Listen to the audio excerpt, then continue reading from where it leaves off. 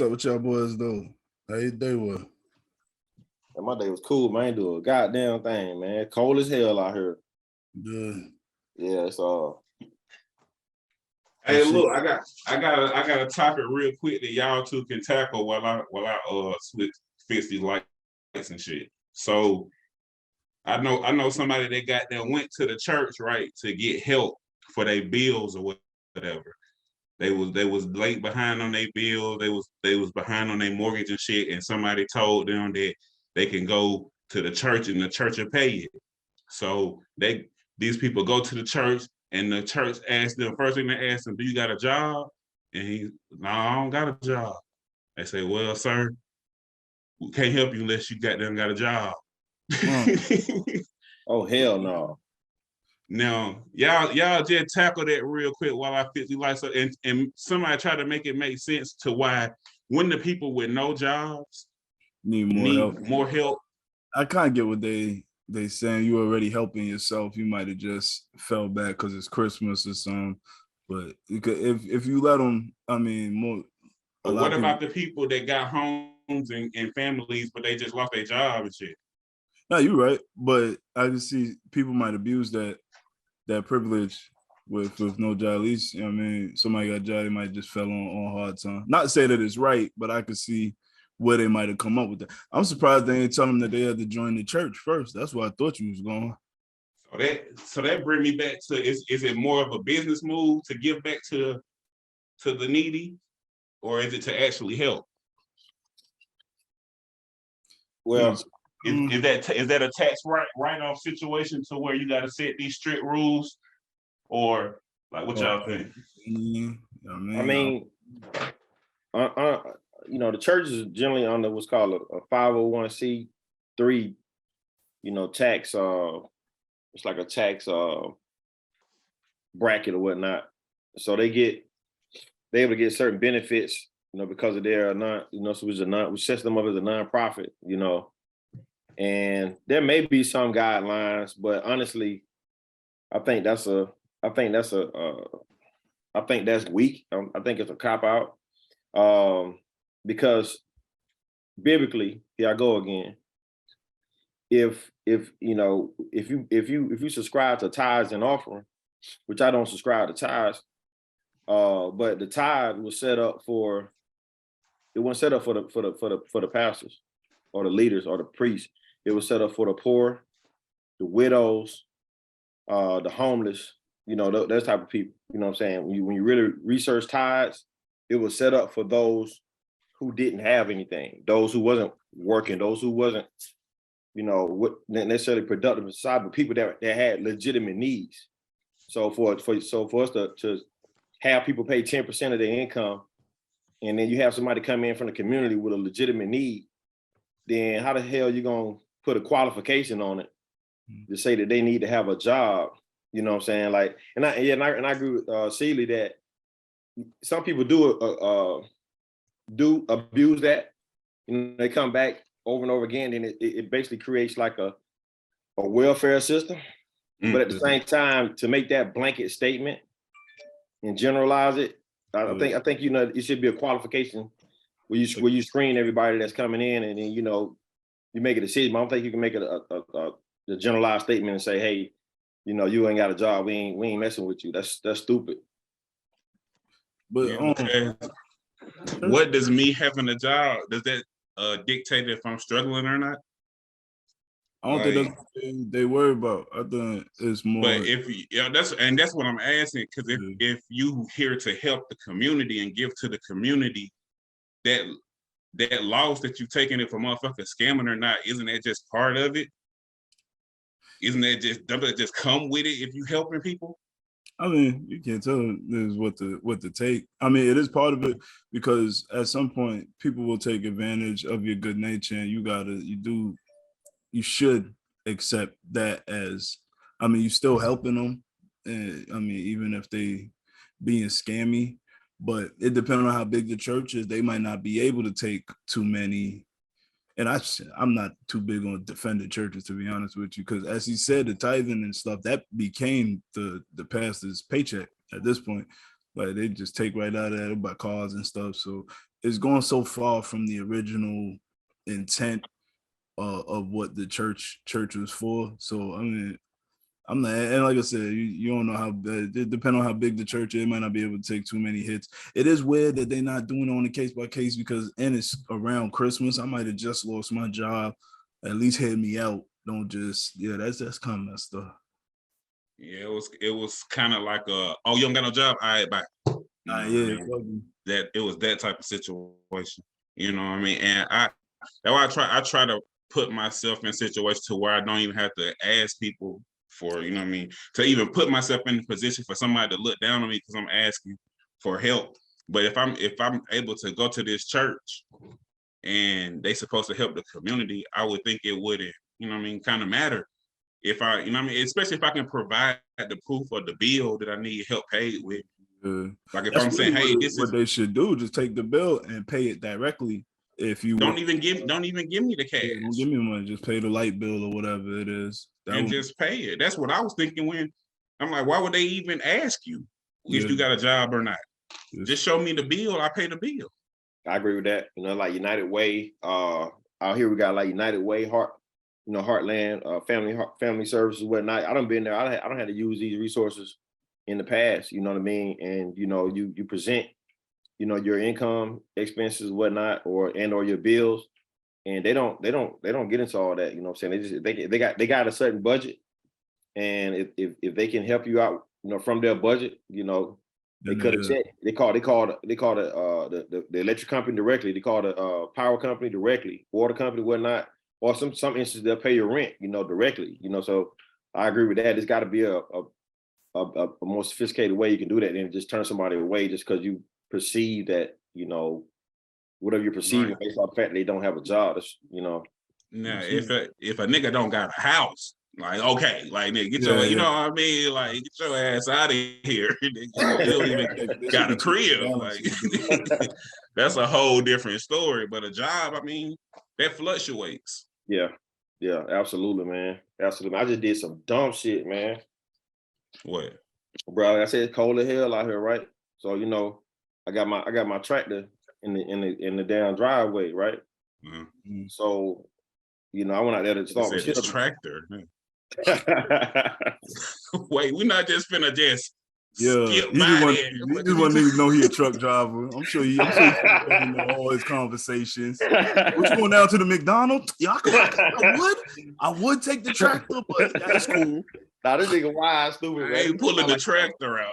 Like pull the tractor out for that one, man. Like I'm building, like I got a corn, like I got a John Deere out this bitch, man. That's immediately what I envisioned. Like, this nigga got a tractor? Like, well, this is a tractor. That's what I was thinking. Like, got a cornfield, nigga. Like, when did you get a cornfield? Like, you didn't tell me. That's what's up. I like to see it. That's what I mean. I like to see it. Agriculture. That'd be a real flex, man. That'd be a real flex, man. They got a goddamn cornfield out this bitch, man.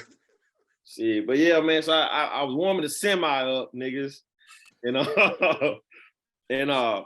shit died earlier. It's so cold, man. It's negative 12 degrees, but it feels like negative 34 right now. So my shit been off all day. I mean, I was gonna go out there and start it again early, but I tried again early. But man, I was cold as hell up in this bitch watching damn Best Man shit. You know what I'm saying? So. Right. Went out there, bitch crunk up, boom, boom, boom, got it going. So I got two sets of keys, you know what I'm saying? So I got one key, a key for the truck. I got another key I hide, you know what I'm saying? Just in case I need to, you know, get in that bitch if we get stuck somewhere, you know what I'm saying? Right. I got a little, you know, little stash spot. So I had that key inside the house, single key. And so I went out there and started up, came back, started the Zoom. And I'm like, damn, I need to go get my extension cord. Extension cord was in the truck. And man, my dumb ass got out there, opened the door. I had no reason to take the key out the damn door.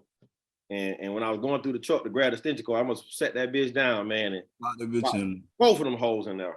Now it's out there, truck out there loud as hell in the neighborhood. Oh, it's still on. Yeah. I just did it. You out there feeding diesel fumes into people. Bro, niggas passing out. Man, carbon monoxide out this bitch, man. This shit crazy. Now I gotta goddamn call the damn locksmith. Spend $85. They probably gonna upcharge my ass because it's so Hell cold. yeah, shit, I would. I pull up in the cold and see a semi. Oh, he paying $1.50. Yeah, you pay. We starting at $1.50, dog. Damn, man, I'm mad as hell. That's ugly, bro. Fuck around with y'all this podcast, man. God damn. It ain't nothing worse than some shit being your own fault. I know. Hell yeah, you can't even blame it on nobody. I gotta blame y'all, man. Fuck around. Man, that shit hurt the worst. That's Anyway, man, episode 2. Goddamn. It is episode 4, nigga. Oh, what's it? Episode 2. I know I done shared more than 2. Episode 4, man. Artifact Podcast. I'm your host, Wise Bachelor. I'm here with my co-host, Uncle One, man. It's your uncle. And we got a special guest, man. Yeah, let them know. Big do-rag vibes, man. Yeah, Talk to them folk, man. I just cut him. You know what I mean? Silly. You know what I mean? Smartest nigga alive, probably. Smartest nigga in Florida, at least. Yeah, at least Florida. Yeah, at least Florida. At least my county, nigga. I know I got the county man. on lock. At least this street. Oh man, I'm chilling, man. What's up? He got the signature murder moot do-rag on your ass. Yes, sir. I didn't know if to wear the red one and really kill him with it. I was like, I give him that. And it would have hit. You could with the red one. It would hit the polo. Would have hit the horse, Hey, man. look, dog. I ain't want to do it too crazy. Man, I let him live a little bit. Right. Speaking of murder moot, goddamn it, that's the perfect transition to talk about do-rags and snitching. We're about to transition to it. We're gonna catch the wave, at least the end of it, since Kid Slade dropped his response. Did y'all see the response? I didn't watch I seen you didn't watch it. I didn't watch it, but I mean, there's nothing to the paperwork is you told. You can try to romance it how much you want.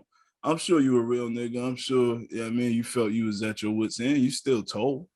Like you got up there, you identified people. You didn't. They could have gave you the 30 days for contempt of court, and you go back to your cell. But you went in there, you pointing people out. So to play devil's advocate, he's saying that when they was identifying people, he was saying, "Hey, those aren't gang members. Those are my friends." So he really was saving them. That's the stance that he's taking right now.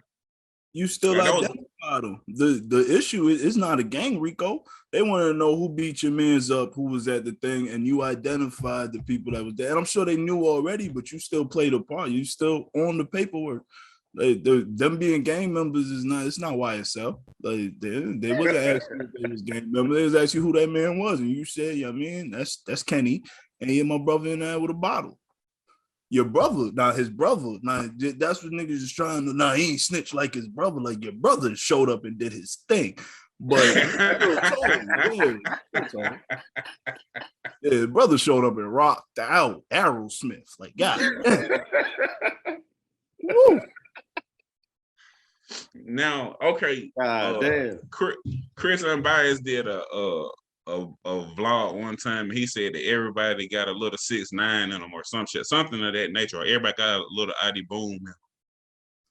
What's your take on do circumstances matter when as I get older, it's more things that I'm finna come home on.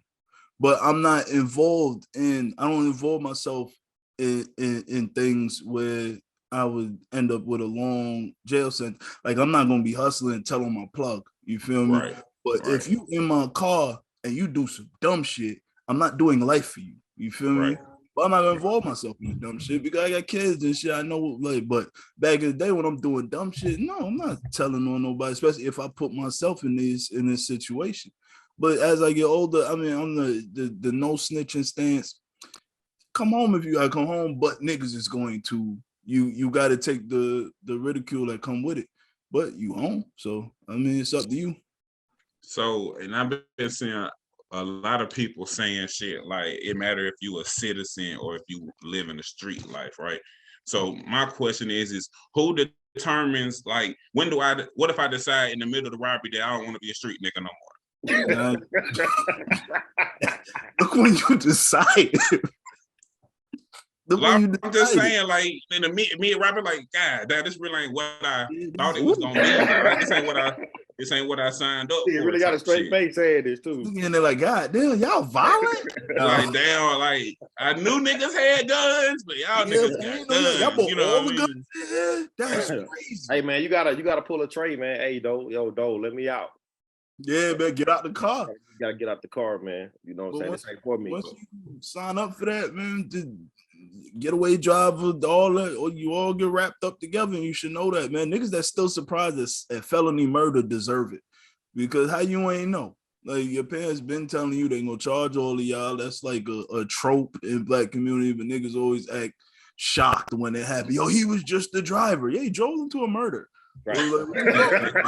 What you know was gonna happen, man? I don't get it. Niggas sweaty in the streets every day and then get surprised by what happens. Like, yeah, y'all all gonna get that. Be ready for that when you start that car up and you like, hey, yo, let's go. I mean, be ready for that. Be ready for a nigga snitching as well, too. Yeah, I think that comes with it also. Like, I think people need to understand that part of the game too, is that people are gonna tell on you. People are gonna tell on you. Hold on, let me tell you what like this like gangster shit, bro. Niggas is gangster because of proximity. Like, you know these killers because you went to school with him, he lived next door to you. You're not really like that, but you ain't got no choice. You ain't got no choice. You out here, you trying to live, but that's not you. You not an angry guy.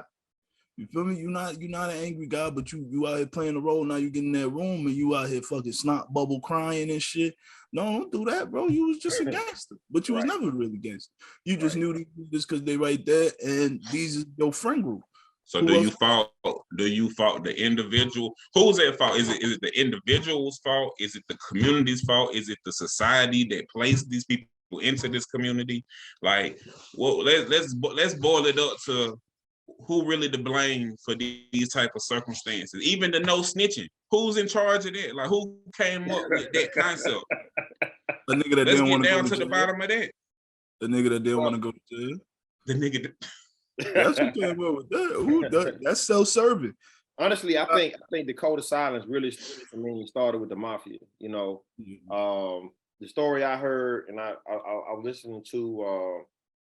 I was actually listening to, you know, the world's most renowned Snitch, Sammy the Bull, and I think it was him I was listening to, and he said that, you know, the mafia started in Sicily because the Sicilians were basically like the outcasts. You know, they were bullied in a sense. You know, they were looked down upon in Italy or whatever, in that region, and so they created. So what happened? They were being their women, children. I think somebody got murdered, and so they were being bullied and murdered and pillaged and whatnot. And so they basically caught the people who came in and raped the women and whatnot, and made a public display of them. You know, did them greasy. You know, to make a long story short. And when the government or whatever came in to investigate, they basically the whole town, the whole village or whatnot, you know, nobody gave anybody up, you know. And so that was like the unofficial start of La Cosa Nostra, you know what I'm saying? That set the standard. That set the standard. You know, nobody gave up any information whatsoever. And so they created the mafia, you know, kind of by accident, kind of like why, you know, a lot of the gangs started, you know, to so-called protect the community and whatnot, but then it turned into something else. And so when they came over to the States, they brought that code with them, you know. And so I think that's where the code of silence kind of started. And then, you know, we in the urban community adopted it, you know, because we kind of looked up to that, you know, that lifestyle and whatnot. Okay, now, why do we admire that lifestyle so much? Like, what's the? Hold on. To answer it, because you asked who's at fault, the individual. Oh yeah.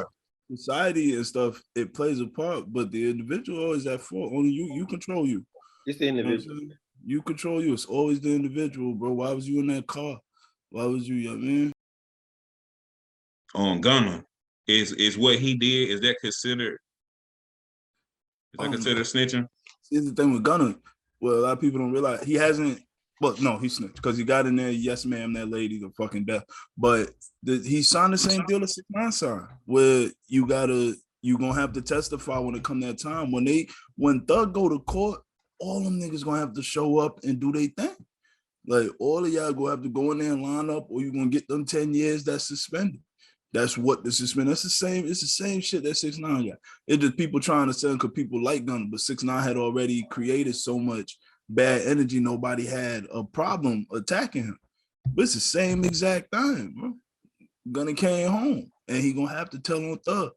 They want Thug. I don't know what Thug did to somebody in the fucking, but they want Thug. Bro, They let niggas go on attempted murders, bro. They let niggas plea out. They let them plea out. Go home. Probation for attempted murder. You can get 20 for attempted murder. They let niggas plea out the probation, bro. Thug's never coming home, fam. That's crazy. That's insane, bro. I've never heard that shit. Plea out on an attempt murder. They let the nigga that tried to kill Lucci just came home. Duke came home. And Lucci's still locked up, right? Lucci's still locked up. They want the heads of these gangs. This is what they doing, right? And they paying up because the hip hop artists got such a huge following. It's easy to put that on them. It's easy to say that they're gang leaders because they got so much power, bro. The thing with money. Thug used to flaunt that shit. Yeah. Like Thug, like the one time he posted, Plies posted his daughter by accident. It was just a viral video. He started, you know what I mean? Something happened to you, blah, blah, blah.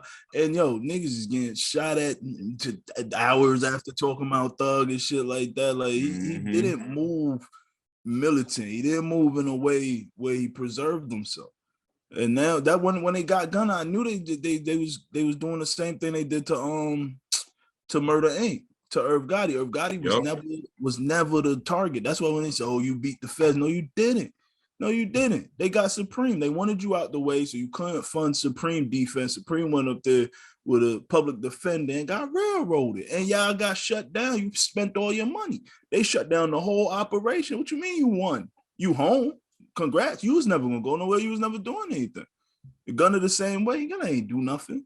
But they got enough shit on you to now they can put you in the mix. Mm-hmm. And he's scared as hell. Scared as fuck, man. How you gonna tell me he ain't snitch? The whole crux of the case is Thug saying YSL is not a gang. He got in there and said, he got up there and said they definitely a gang for sure. They definitely, they're absolutely. I was just with the extra mile. I was just singing and wearing purses. What you said? It was wild and they had guns. I was scared. What you said on?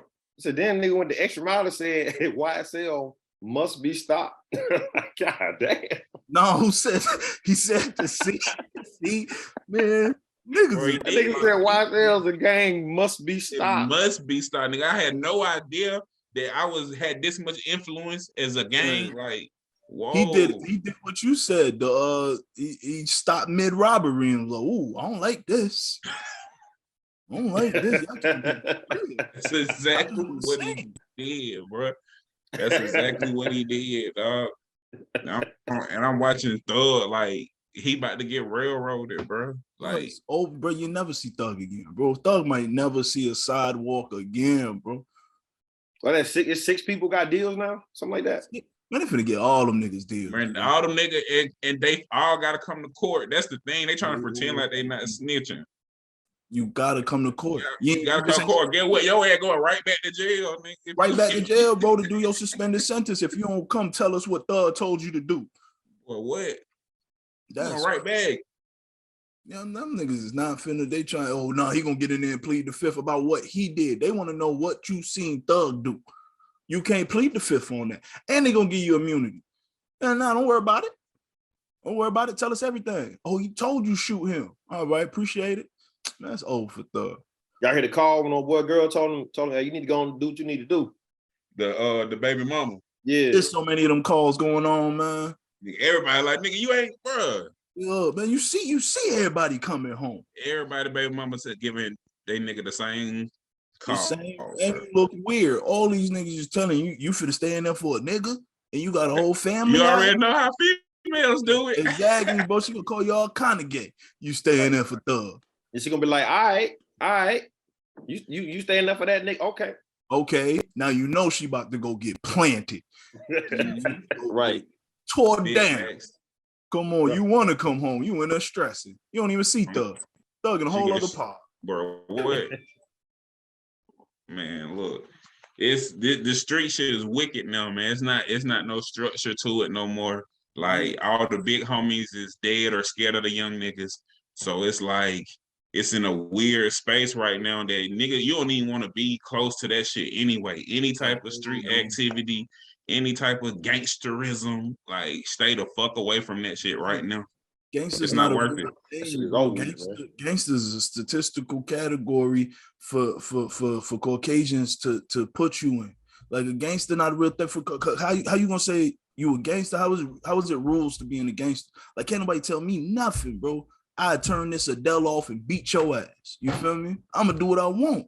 How you guys rules to gangster and shit? Y'all niggas is reading a playbook, and it's not in your heart. It's not in your. That's why you get in there and you tell. Yeah. Because you just you playing a role and you got in too deep. You don't know how to say no because you scared in real life. You scared. Can't nobody make me do nothing. Yeah, you got to have an internal code. Your internal code got to supersede everything. You know what I'm saying? My internal code is what keep me. You know, when I was dibbling dabbling in the streets, I had my own set of rules, my own internal code that superseded anything in the streets. I ain't even know. I really didn't even know about the no snitching rule for a minute, but I just had a code within myself. You know what I'm saying? I got brought in for questions about certain things. Man, I don't know nothing.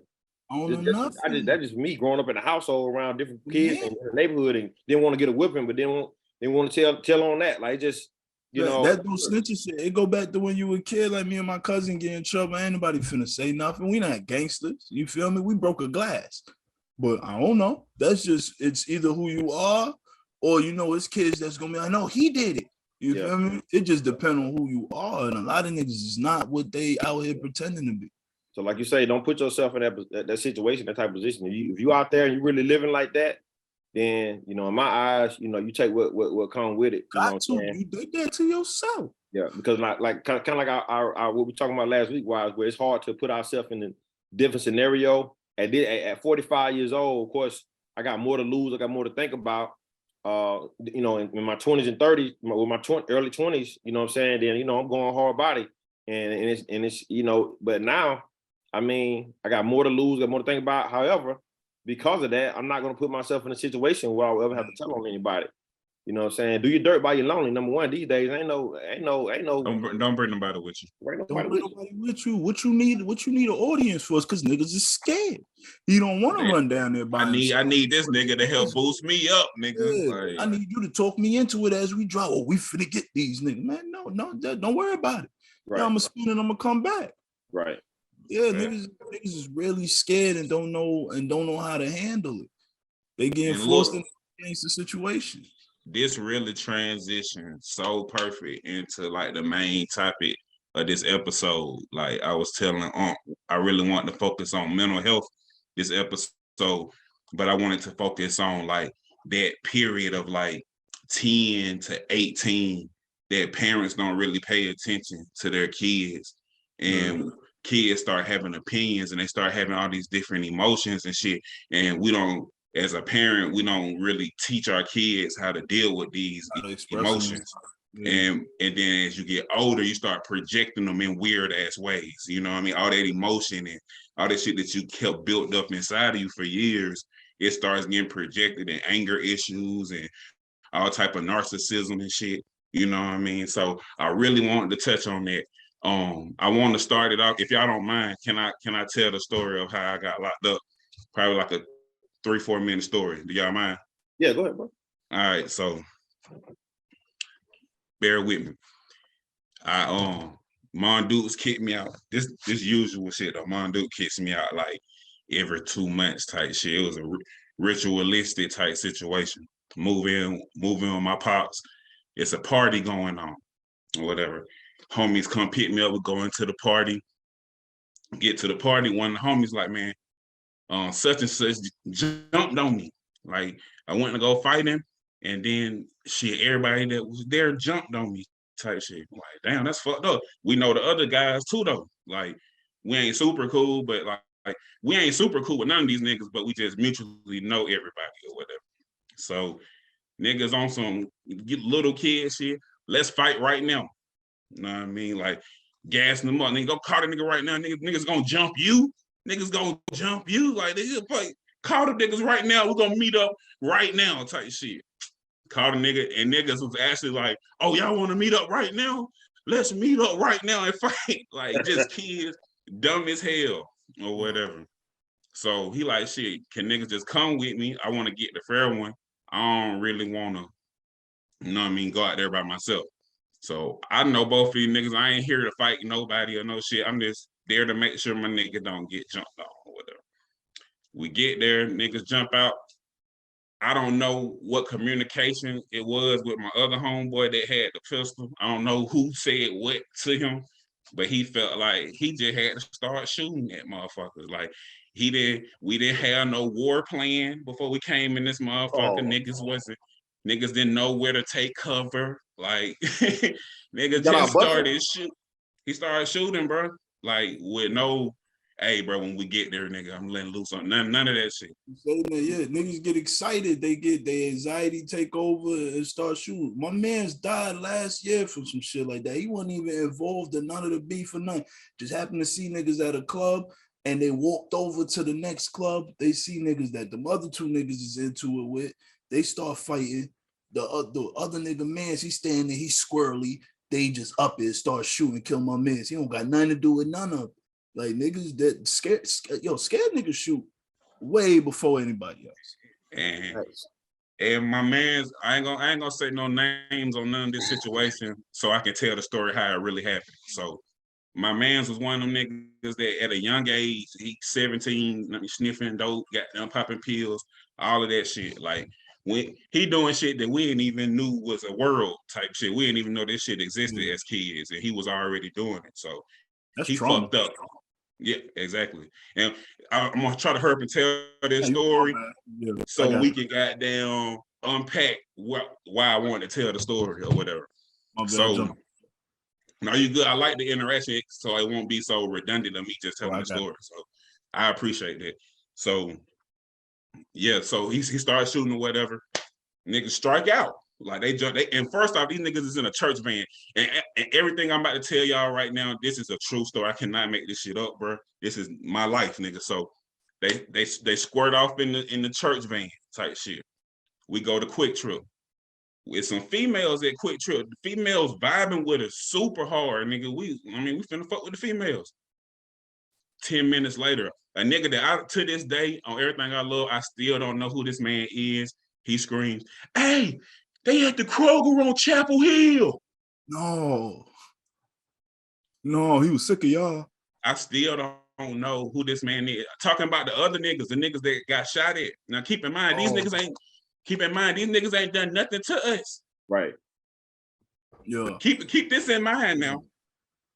We have no beef with these niggas at all. My partner just shot at these folks for no reason.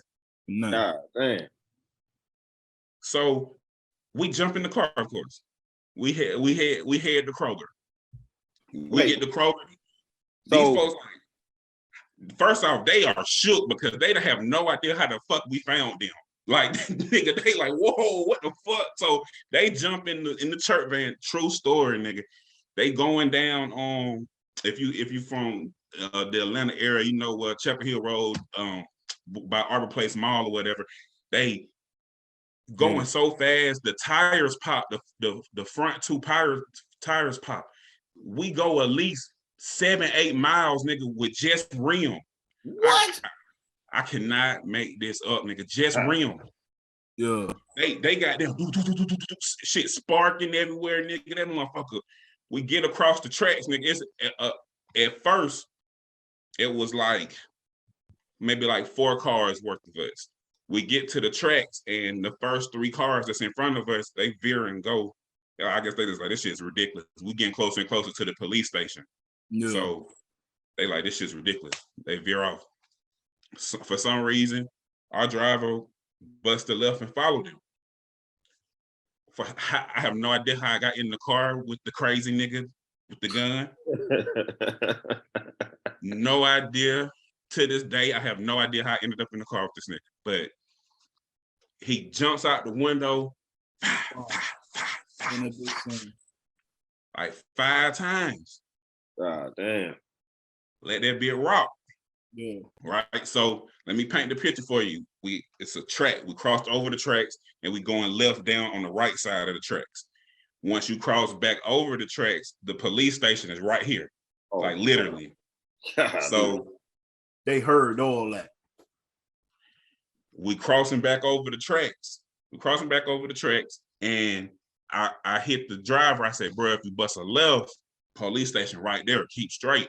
Yeah. Niggas is panicking, anxiety going crazy. I don't know if he thought I said turn left. I don't know. Yeah, he just heard left and hit it. It's the left. Police in the parking lot waving us down. They thinking we running. They thinking something that they waving us down type shit.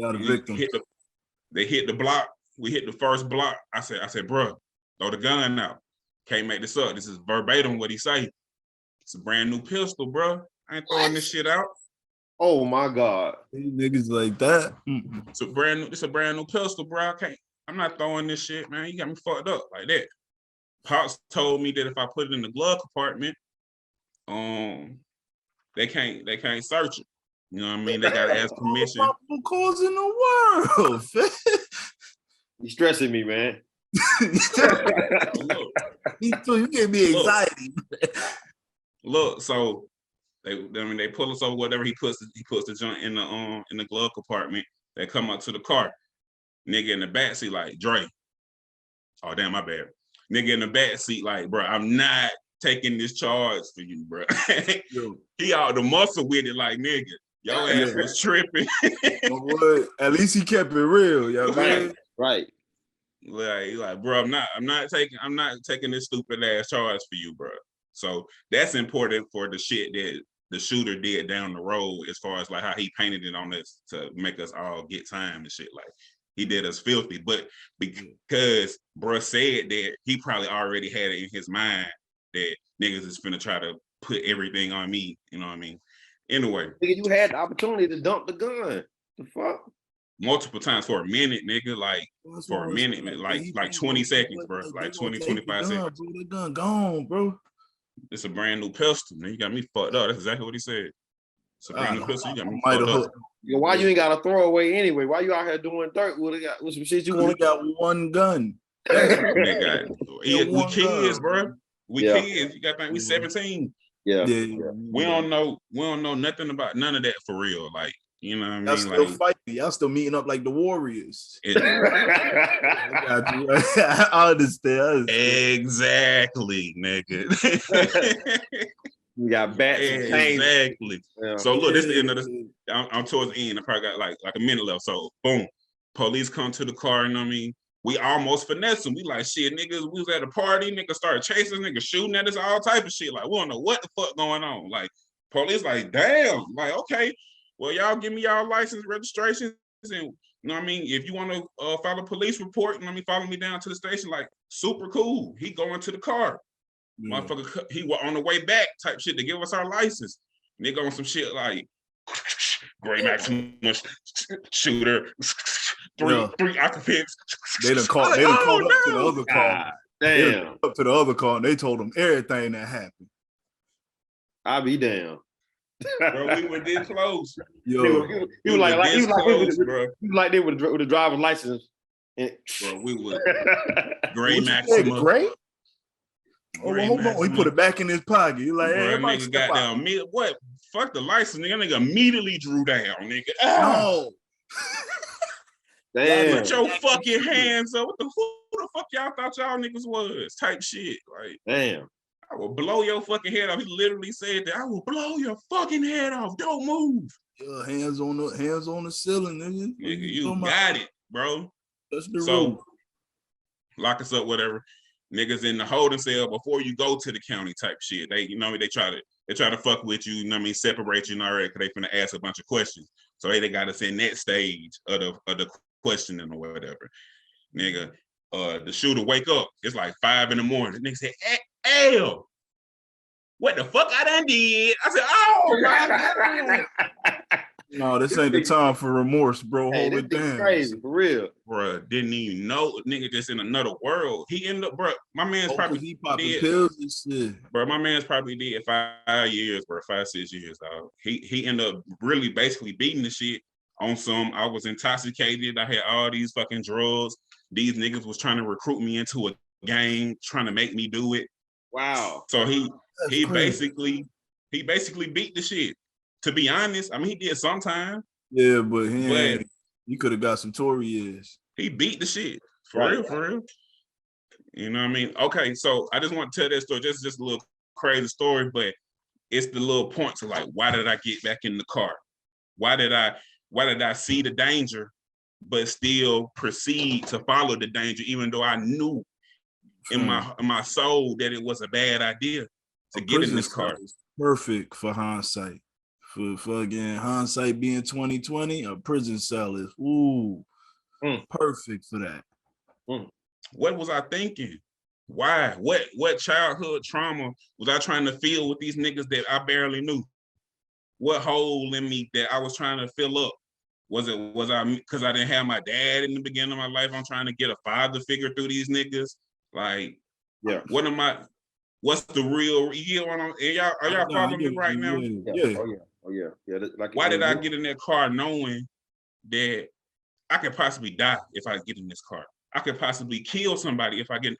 It's so many negative things that can happen, but I still got in the car. Right. Some people get high off the risk.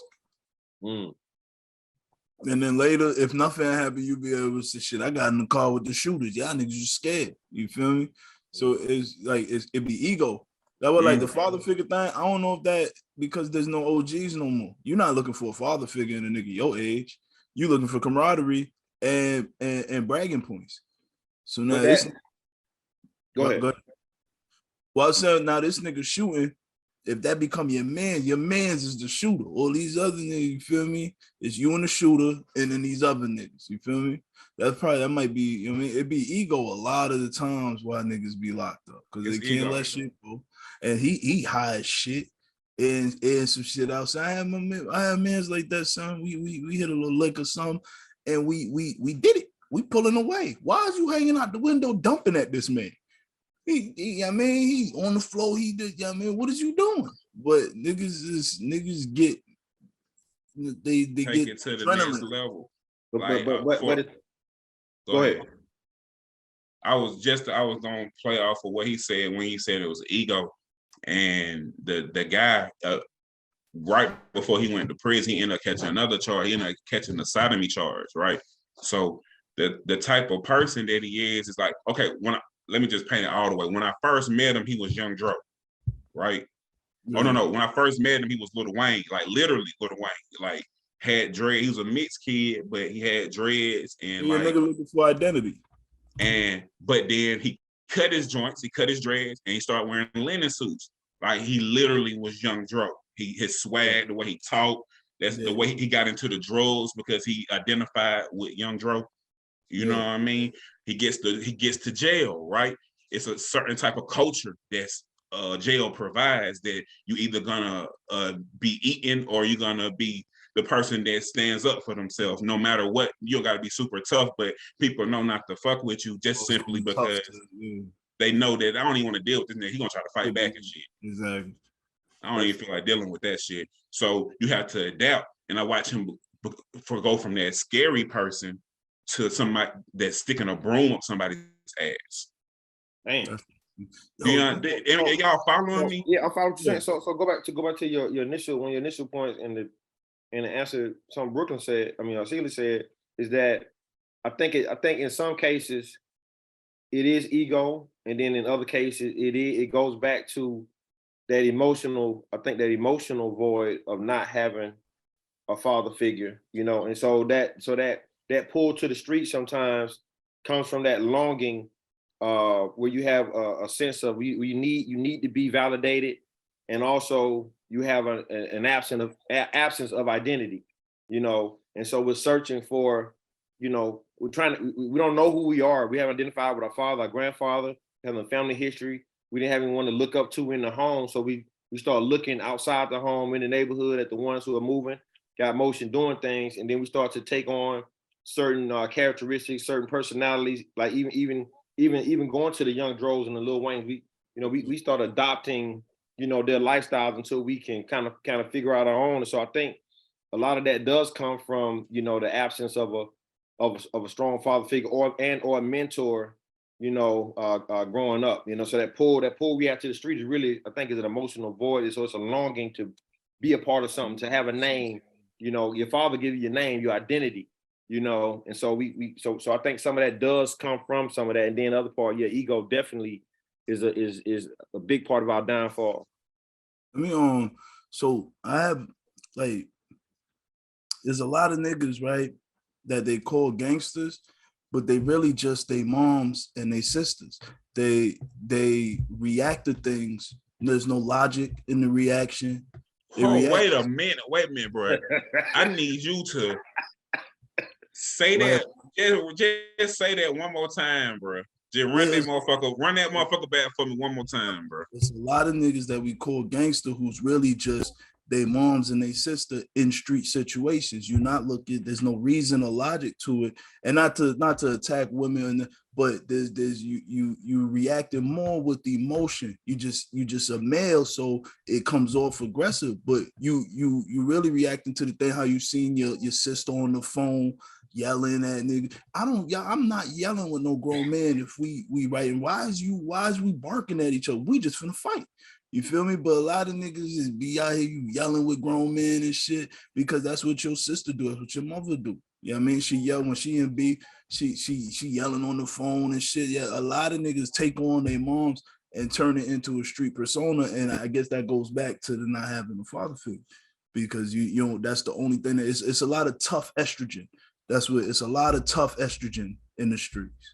Man. That's heavy, that man. A lot of niggas. That's heavy right there, bro. Yeah. Bro. They really they sister and they mama, bro. That shit is facts. With a bandana. With a bandana on. Sagging. You get sassy, but niggas don't really recognize it as sass because he got a pistol. But he's still being sassy. Right. Boy, you talking. I'm talking heavy, bro. I don't want to get him too mad, but that's what I be outside. But like you say, because my father been in my life the whole time. So my outside is different. Can't nobody make me do nothing. Can't nobody tell me nothing that don't make sense, bro. I don't like going on no lick. I didn't plan all that shit because I know like there's steps to this. There's reason, and I'm gonna just say no. But a lot of these niggas can't. Cause you in a like the pink ladies in fucking Greece. You feel me? That's all y'all is. That's all a lot of niggas is. Yeah. So a lot of the anger issues that after doing like self therapy, reading different shit, actually went to counseling for a few years, and I realized that a lot of my anger issues stem from my mom putting her hands on me, but I can't react to it, right? Like I feel the anger of I'm about to bust your shit, but I just simply can't hit you because you're my mom. So that just builds up and builds up and builds up until a nigga just step on my shoe and I'm just losing it. You know? Let me speak before you get too far. That's why a lot of niggas react to women how they do. Because their mom had to be their dad. So now, because with my mom probably hit me 3 times in my life. So I don't have that anger I had anger towards men more than anything because me and my dad get into it. But now your mom is your dad, so she's the hammer and the hug. You know what I'm saying? So now your brain is all you don't got no balance. You got no balance. You need that balance. Now you out on the street, you mad, you extra mad at women for no reason and shit. You feel you looking for camaraderie in niggas that you shouldn't. Shit, things of that nature. So I mean, I understand it, but yeah, a lot of if niggas could get more in tune with that, the fact that that's happening, that's why it's good you went to counseling and all that, because I mean, you just got to get in tune. You just got to be aware of it. Once you're aware of something, then you're gonna move different with it. Once you pinpoint it, then you can actually work on fixing it or whatever. Until then, you don't really know what the hell wrong with you. To be honest, we got so much PTSD and so much shit built up and suppressed inside of us. Man, I be remembering shit from when I'm like 4. It'll just like I eat a goddamn Chico stick or something, and hella memories are just flushing. I'm like, oh damn, I forgot about this. Like, so how much shit have we suppressed over these however many years, and we still try to be functional humans? Right.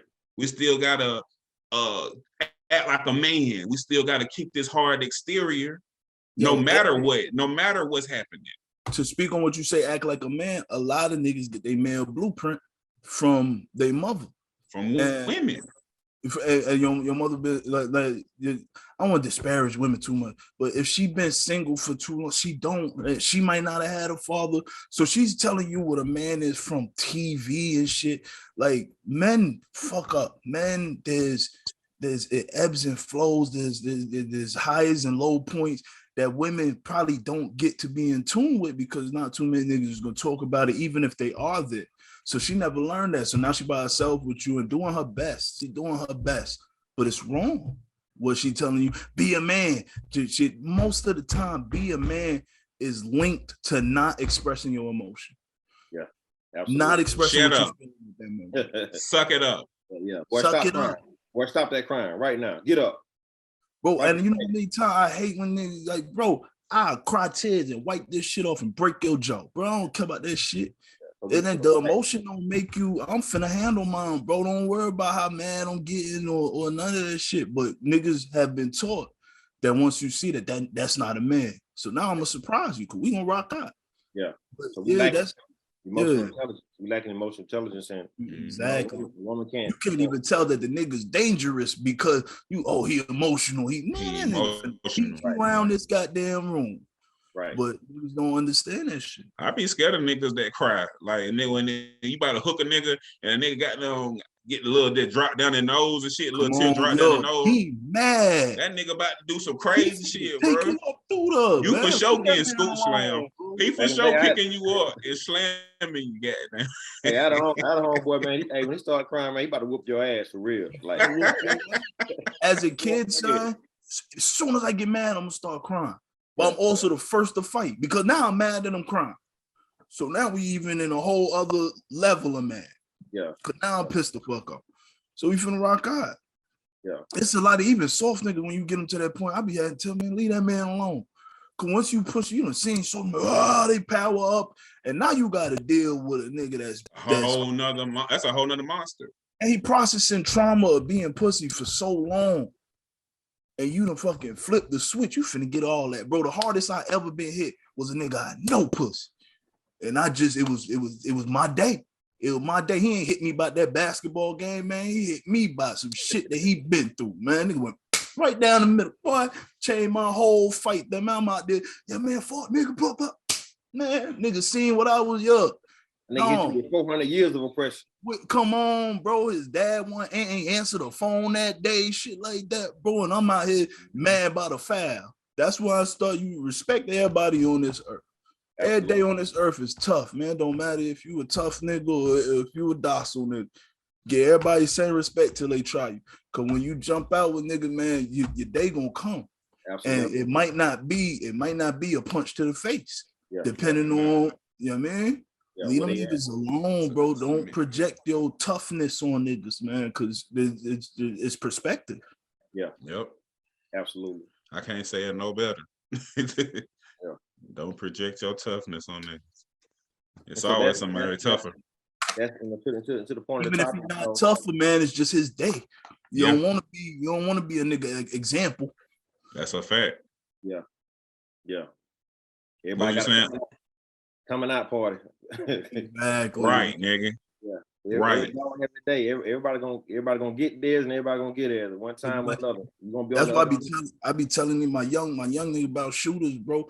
The nigga that shot up that post office a shooter. Every shooter ain't like shooting don't make you tough.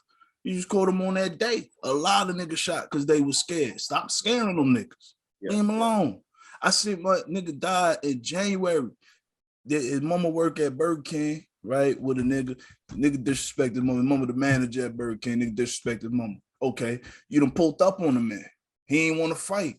All right, you got it. You won. He ain't want to fight. Tell niggas. I pulled up, this nigga wasn't about that. He go back the next day. You go back the next day, lose your life because that man already told you, leave me alone. Leave me alone, bro. Ain't playing with you. He done stayed up all night thinking about it. He come out here tomorrow. I'm taking his ass up out of here. I think most shootings are fear-based. You outside the thing, muscles and shit. He's terrified, bro. He already told him, now I don't want it. Yeah, I think most shootings are fear-based. I don't care how gangster people act. A lot of shootings. I've met niggas, I can't, but yeah, most. I get because I've met niggas that shoot. You feel me? But a lot of lunatics. Look, bro, niggas. That's why I tell you my set, because some niggas need to be locked the fuck up. Yeah, when I say fear-based, I'm talking about the niggas. I'm talking about street shootings. I ain't really talking about like street shootings, mass shootings. I'm talking about like situation in the street. A lot of this shit be fear-based. Nigga got to eliminate the enemy because they don't want to deal with that pressure over and over again. Man, you seen that? It was a video. I think it was Orlando, where the nigga slapping the nigga up, asking him about some guns that end up killing his little man. I show my sons that shit. This is what happens when you locked up. There's no guns in there. You're not the shooter in there. Yeah, hand-to-hand combat. Hand-to-hand combat, and it's close quarters. But all that little jab shit you seen on the Mayweather running, no, nigga, you between two bunks, nigga, rock out. Yeah. You don't want to do that, bro. This nigga slapped this nigga off his feet. He a shooter. He got a body. Yeah. Tell him that. Tell him to tell him. See if it stopped what he finna do to him. Nope. And it's hard to stab him. Stabbing and shooting, two different. That's way different. Two different beats. That's way different. Any idiot with an index finger can pull the trigger. You gotta know what you're doing with that hawk piece. Yeah, exactly, bro. My man told me you feel the skin rip and all. He says should stay with you, man. Stabbing is something different. You got to get up close and personal, man. Everybody go in there, y'all gonna get a shank. And then what, bro? He got one too. Stabbing is intimate. That shit is like, it's intimate. That's a different level. Bro, you get in there, blood get on you and shit. He like that shit. You gotta shoot because you scared. It's different with the gun. You shoot because you scared with the gun, but he like carving niggas up. You gonna hesitate. Niggas gotta be real with themselves, bro. That's how you stay out. Mm-hmm. I think motherfuckers should preach authenticity, bro. Like every school curriculum, everybody should be unique and authentic to themselves.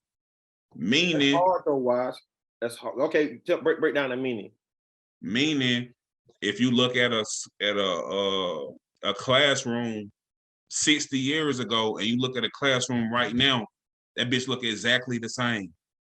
Ain't shit changed. You look at a car from 60 years, you get what I'm saying? Like shit changes, shit evolves. So the system that we have for teaching our children, it got to be more personal. Because as I homeschool my kids, I realized that she can't learn with 17 other kids. She's just not going to be able to do it because she can't focus. She likes to intertwine with other kids and talk and have fun. So she's going to struggle when somebody try to set those boundaries of no talking. For the next 30 minutes, ain't no talking. Every kid is different. Every child learns different. That's what I'm saying. Guys learning. Okay, but that's what I'm saying. Every child is different, meaning that you can't come in here and say, take these notes. Right. How? I don't know how to take. I'm not good at taking notes. You got to show me.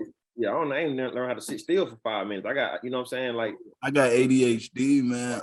My mind, I think 100 things at once, bro. I got to pick one. Yeah, I raised four girls initially, you know what I mean? And all four of them that's 4 different personalities. And one mistake I made as a father early was that I categorized them all together. I grouped them together because they were stair-step. It was more convenient for me as a father to group them together with everything to, you know, where from activities to discipline when they all got different personalities. They're different people. Yeah, my second oldest, she tough, you know what I'm saying? She tougher than some of them. So the others can't handle what she can handle. It's gonna take a little bit more to get to her than it might be for my third oldest daughter. You know what I'm saying? She'll be more sensitive. Talk to them gotta be different. Right. You gotta spend individual time with them. So how can we deal with 28 different students in one class with one teacher, with one curriculum, with one system? That's what I'm saying. I'm not saying I have the answers. What I'm saying is that you can't teach all those different personalities that you're talking about the same way.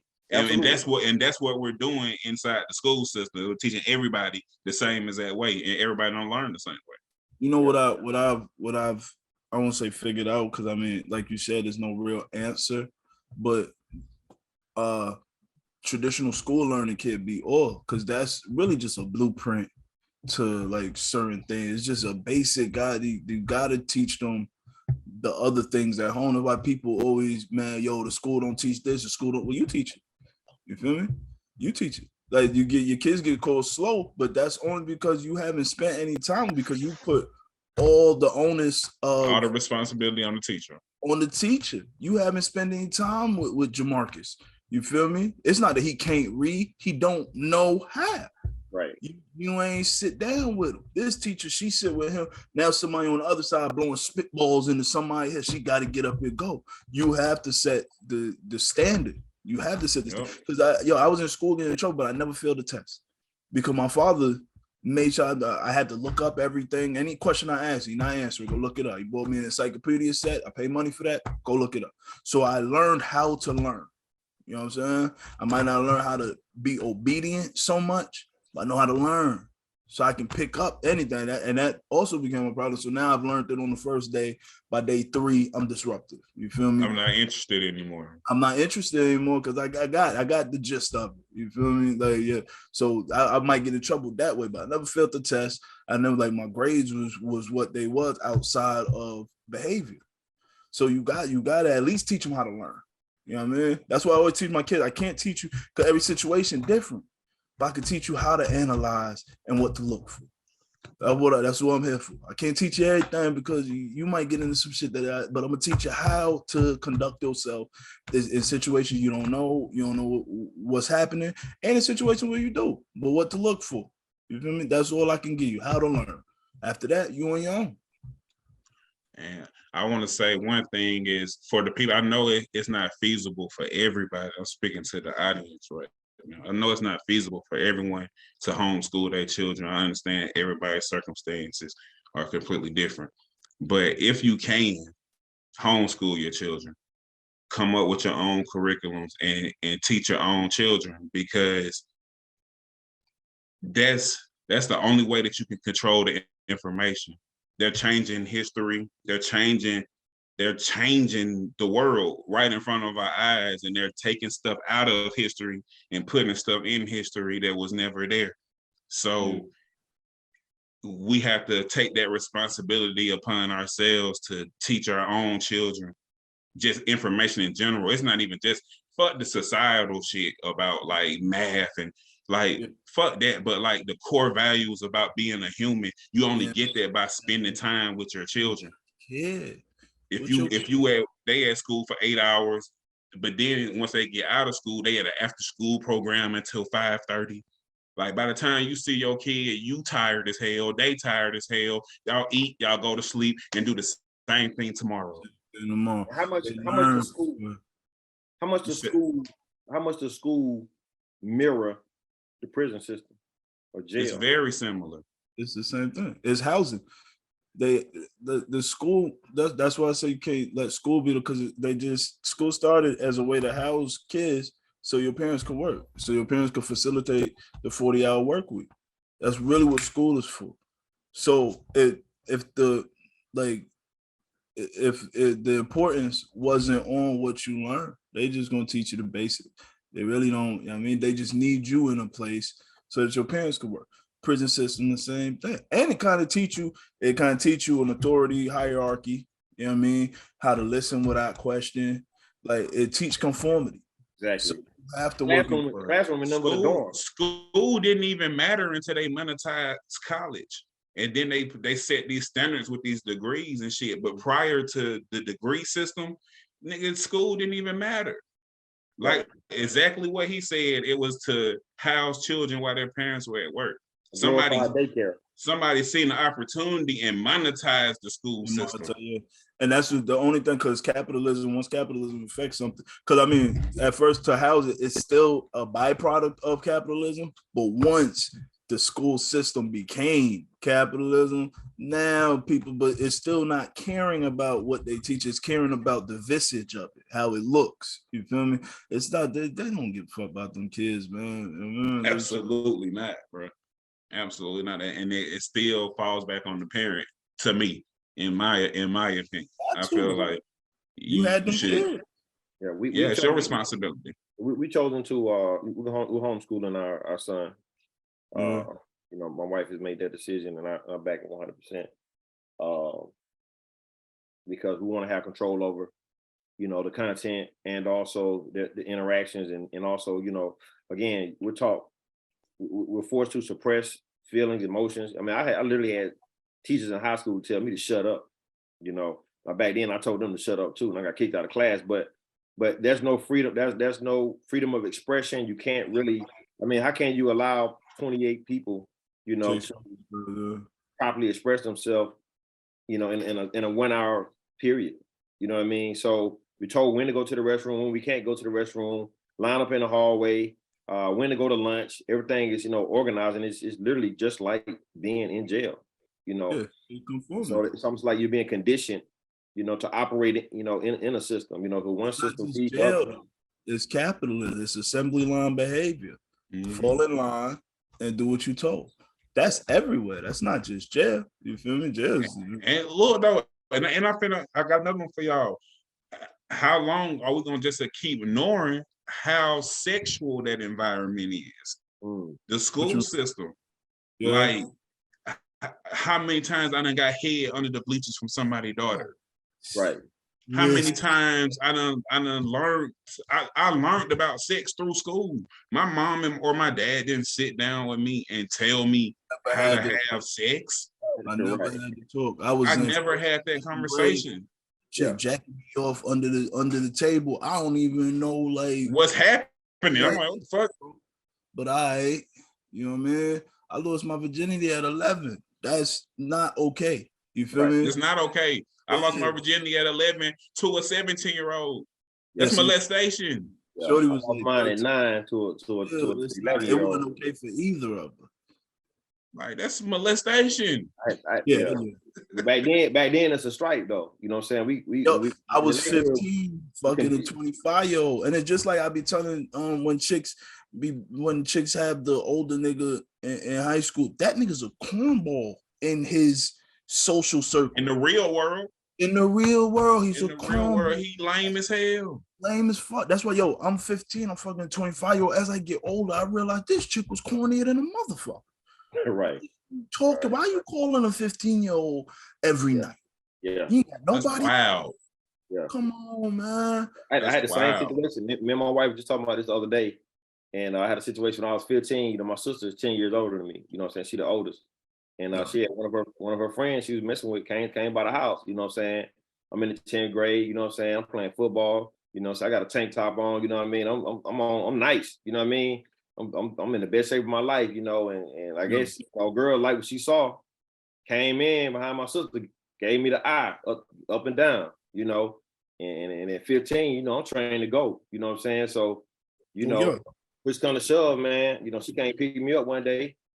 Took me to her crib. She had a whole crib and a baby. You know what I mean? And a baby. You know what I'm saying? And you know, it went down. And a baby with a baby. Back then it was a strike, but you know, like my wife said, she like got molested. Yeah, you definitely got. You for sure got molested. You definitely got molested. And that's the shit that we don't talk about because it's cool. It's cool for the young man to have sex with the older woman. Crazy double standard. It's so. To go back to the sexualization of the school, I do think you should learn about sexuality in your peer age group. Like your social learning, like you shouldn't be learning about sex from no 25-year-old that already knows the ins and outs of it. You should get your shit out. No, you shouldn't be doing it at 11, of course. But if you're 16 or whatever, lose your virginity with a 16-year-old. Like you shouldn't be fucking no you should come up, you should learn just like how you learn things in school with your age group. Keep it that way because like she could give you something like, it's a girl, I think she was on Twitter like 18 or something, AIDS from some older nigga. that's depressing, man. That's sad. You too young. And I think she said she lost her virginity to. She ain't even right out the gate. That ain't You don't even get a chance. you don't need like God. You don't even get a chance. So how do we okay, so how do we get to that point? Is because a lack of effort, teaching, monitoring from our parents? Two-part question. Then how do we as parents protect our kids from, falling into these similar traps and paradigms? I'm gonna jump on that first. I feel like we have to start breaking traditions, like family traditions. I think that's in the Black community or the copper community, a lot of shit gets passed down. A lot of shit that was based in trauma, but it's ritualistic, and it gets passed down family to family, family to family, family to family.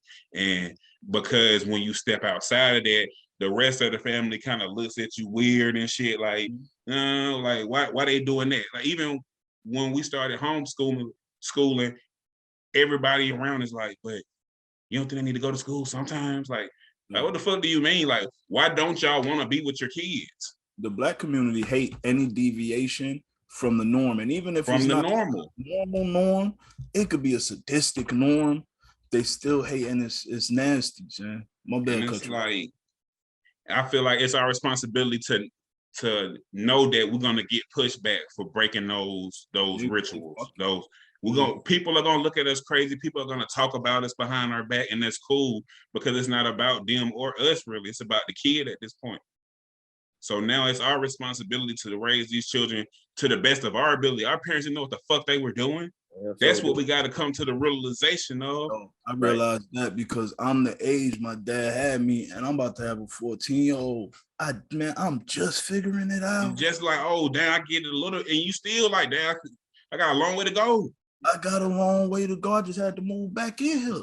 Like, shit is still coming together for me. And this nigga's, in 4 years, I could be a grandfather. And I mean, less, to be honest. I'd be a grandfather. Like 9 months you could be one.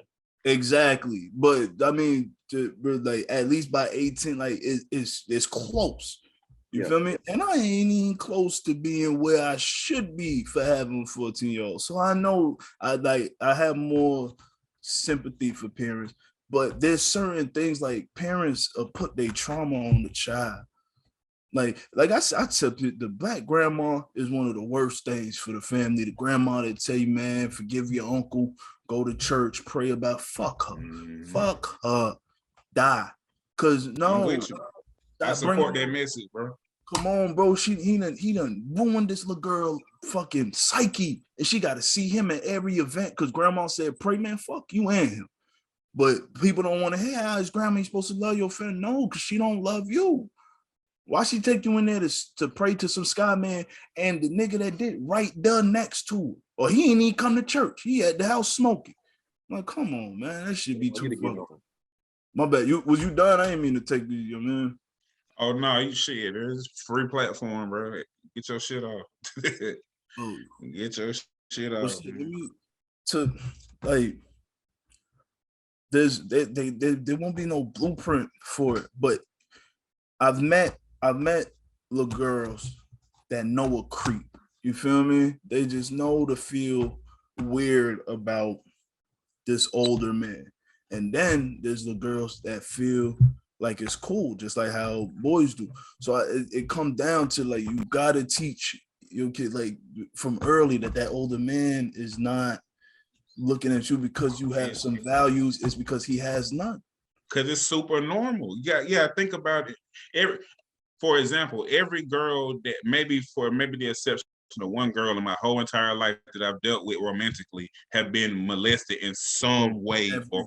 It's heartbreaking, bro. So it's a normal act. It's not like it's something rare that happens in our community. This shit happens every day, all day long. And it gets looked over, like you said, by whoever's the monarchy of the family. Mm-hmm. And they get the say-so of who gets to speak on what. And this is a thing that nobody needs to hear about, because if the church hear about it, oh my God. We cannot have the church hear about this. Yeah. So everybody shut the fuck up. Yeah. And that's toxic. Yeah. That culture is toxic. So it's our responsibility to break it. It's our responsibility to break that shit. When you go back, the church has a very toxic sexual culture as well. So that's not even where you should be going for that help, because the pastor might be trying to fuck the young lady as well.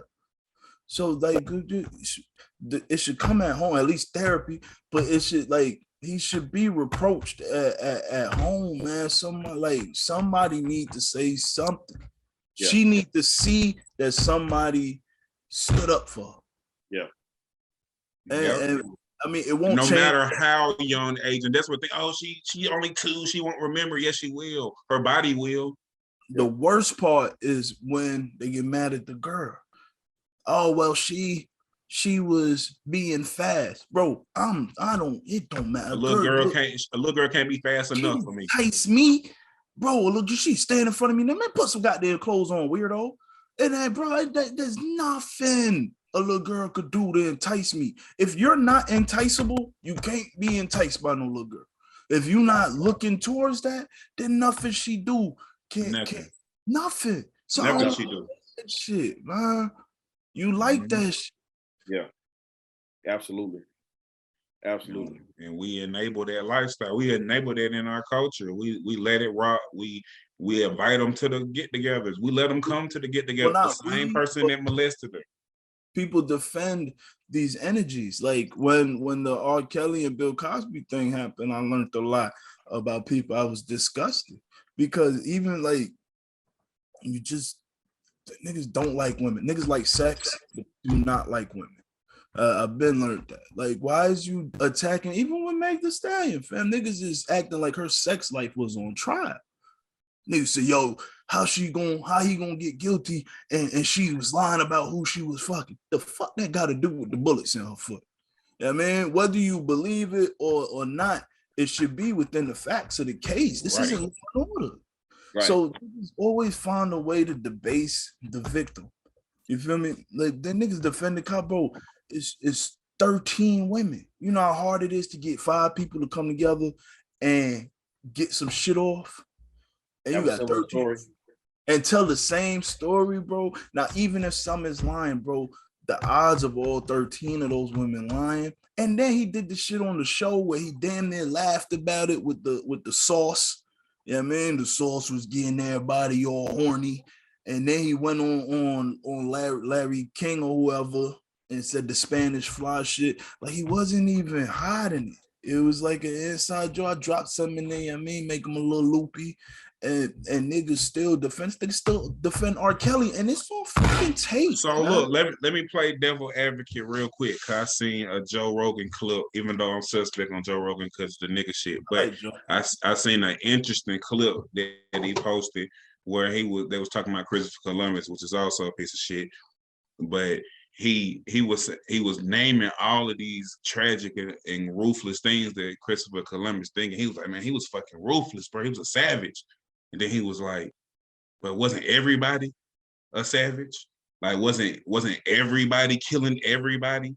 Like, so when we judge shit from the perspective that we're in now from 100 years ago, it's kind of hard to really stand on it for real because it's like it was a different world. It was a different world that we was living in. Certain things is always... So, but no, I say this to say is that was their culture.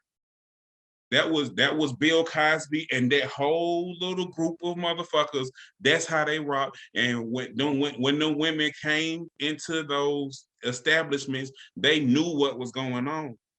They knew, and I'm not saying it's not. I'm not saying that is right for sure. Not that. I get what you're saying. It's definitely rapey vibes, and it's not cool. But what I'm saying is that when you judge something from hindsight or after it's already passed, it's like, but look at what the whole surrounding was. The whole environment was niggas doing that.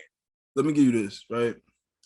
There's certain things that you just won't be able to do no matter what. Like there was a time where niggas thought, yo, hide in the closet, right? I'm a, I mean, and then you come out. I've never been, no, you feel me? And even though it might have been, I want to say okay, but it was okay because niggas, but it just wasn't, I just didn't feel right. That's for sure right though. Like just to clarify for the people watching. And I told switch, niggas, bro, she know. She's just terrified. You feel me? She know. Y'all don't got the same exact meat. And like it's a whole different nigga behind. She know, but she terrified. Why do you like that? So I say that to say, even if it was the norm, I can't fuck nobody. You know what I mean? Like I can't fuck like but I mean, okay, let me play devil's advocate again. I mean, because in our coming up in our culture and in our way, you know, we don't use those measures because number one, Quaaludes ain't even around anymore, I don't think. But you know, like even coming up, you know, hey, we know we're getting together with some females. We want to have the drinks ready. We want to have the weed ready. You know what I'm saying? And that's you know, because you're trying to set the mood or set the environment or use it to attract those people in. So am I gonna, you know, bang a chick that's out of her mind? No, but am I trying to get the mood right and get to a certain mode? And so back in those days, that was their way of. That was their vibe, bro. I know it's wild. No, it's different. That was their vibe. Some of those women, they went back. Like they some of those women were after he so-called raped. Some of Harvey Weinstein victims went back because they're in a position of power within the career that you and women get raped. So no, for sure. That's what I'm saying. So okay, let me ask you this though: is it? And I listen. I'm not a rapist. Don't condone shit like that. But I'm just playing. Somebody got asked the hard question. Yeah. Is it again? Why is the onus always on the man? What if we both intoxicated? And we both make that decision together. We live in the patriarchal. Because I brought the weed or I brought the alcohol. Am I the culprit? When that's what we both wanted to do. But this was okay. So I seen when the Bill Cosby's, I seen a nigga say, yo, if a chick come over, right, and you already know y'all finna fuck, right, but she get too drunk and pass out, and this nigga said these exact words: she has sex done to her body. Am I still wrong? Yes. Look what you had to say. Like just because she, I agree with that. Now, somebody passed out. Now I'm not fucking with that. Like just because y'all already now, like you said, if you buy your, like I get some drinks, I mean, it might change her inhibitions or whatever. That's if she's drinking, she know what liquor do. She know what I mean, and as long as she don't get like stupid drunk in there. But yeah, all right, that's what happened. That's what happened in nightclubs. But once you dropping shit in a drink, you feel me, and she don't know, it changes the whole dynamic because you haven't been open. She could with the drinks and the smoke, she can say no, right? She can say, "Nah, I'm good." You know what I mean, trying to keep dropping shit that people drink. Yeah, that's different. That's different. Yo, I'm gonna tell you this, right? Pills together. Yeah, you know what come with that. You popping that pill. Exactly. Let me give you this, right? So a couple years back, right, I'm selling Molly.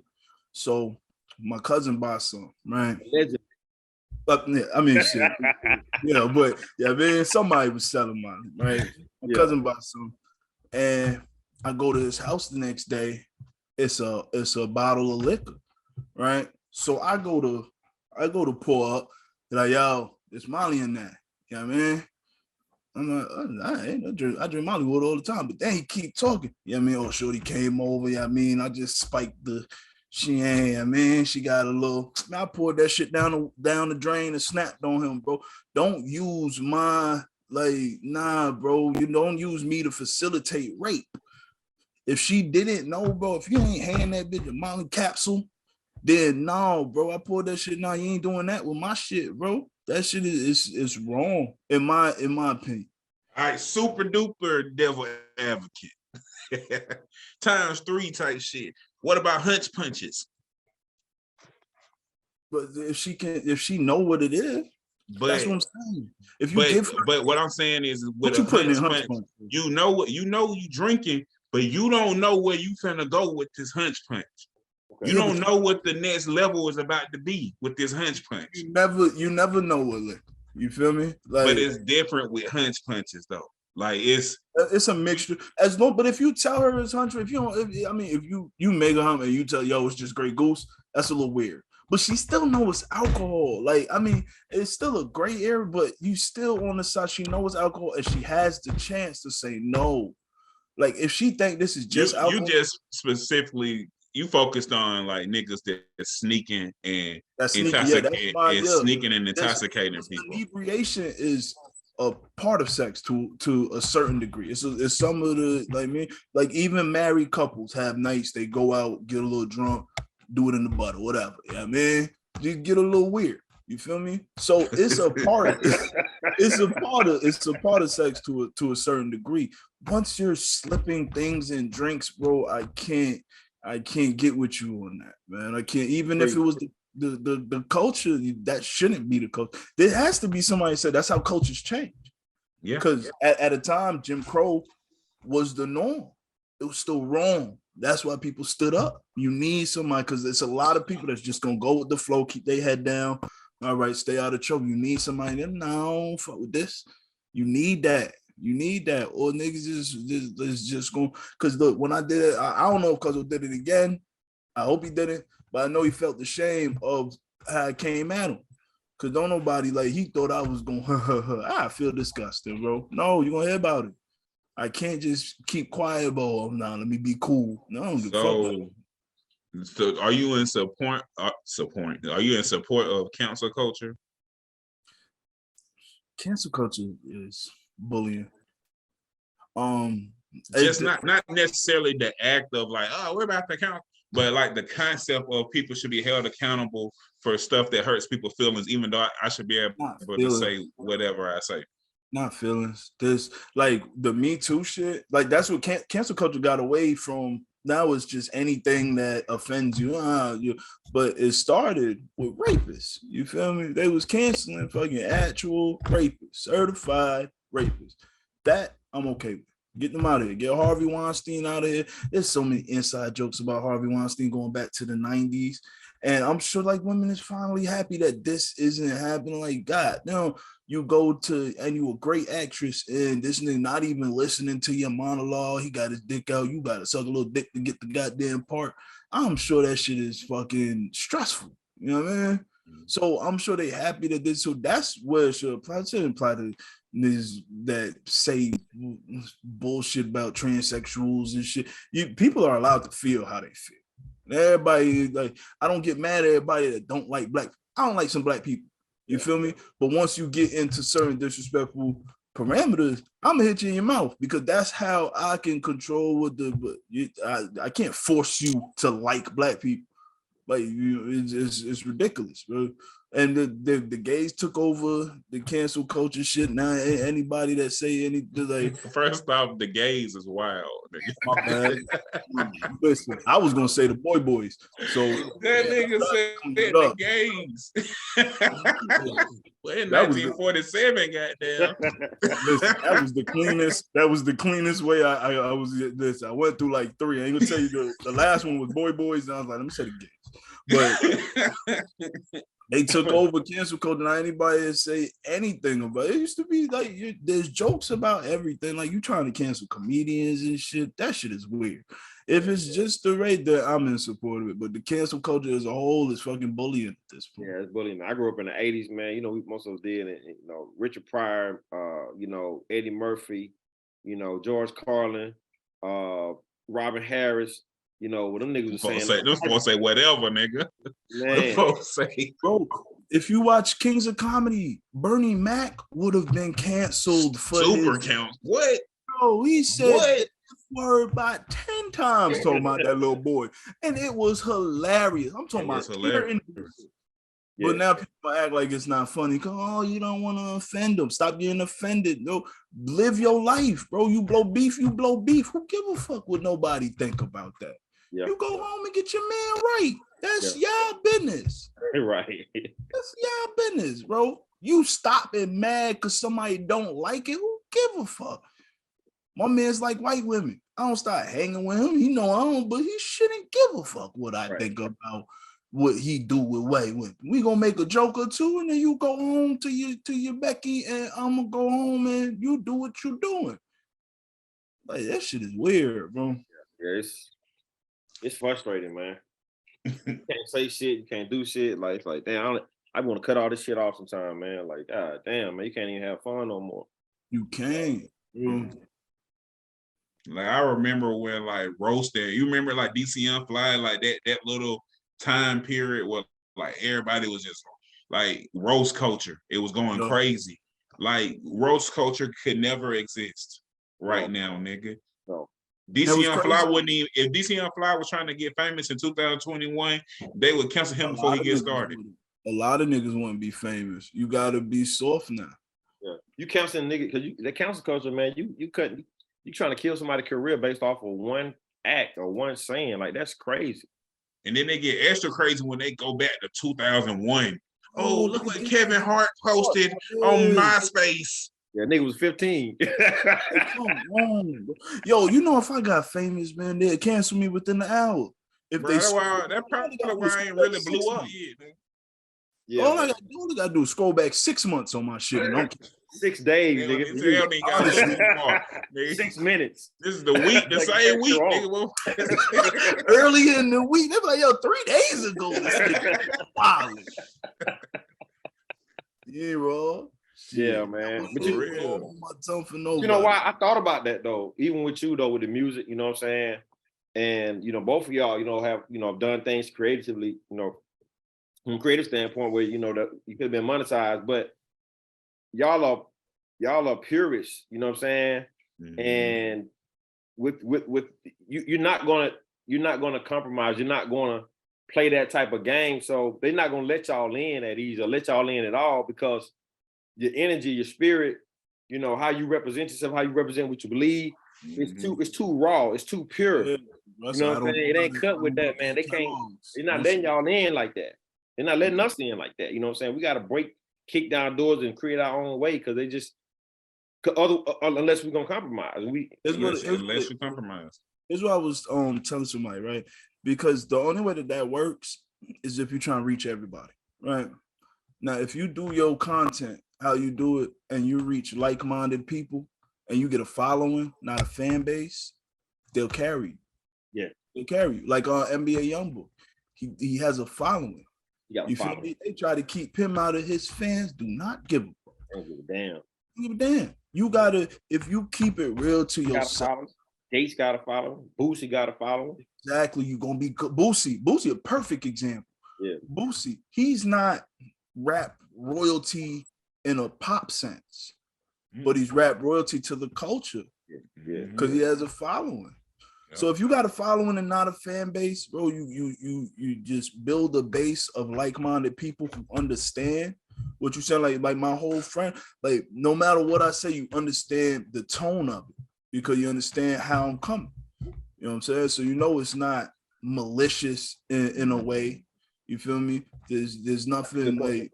Yeah, your following knows you. They understand you. They understand you. Your fan base won't, because your fan base is probably from the genre that you're in. Mm-hmm. I mean, like if you're a comedian, fans of comedy might fall in, but your following, who's gonna follow you to whatever you do. Like if you write a book or some shit, they're gonna buy your book. Your book, like how Boosie do the movies and shit.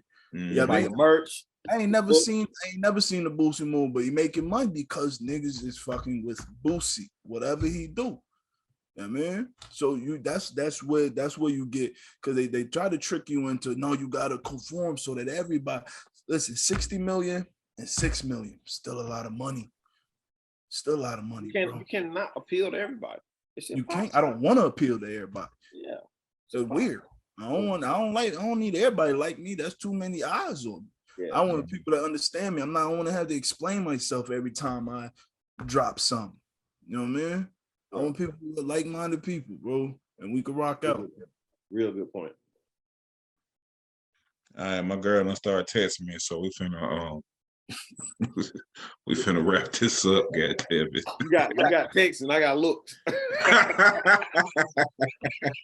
But like, nigga, you think you say an hour? The locksmith that came in there. Hey, the locksmith had to come, man. He texted me. I said, "Man, I need you to come back home." Because she had went somewhere.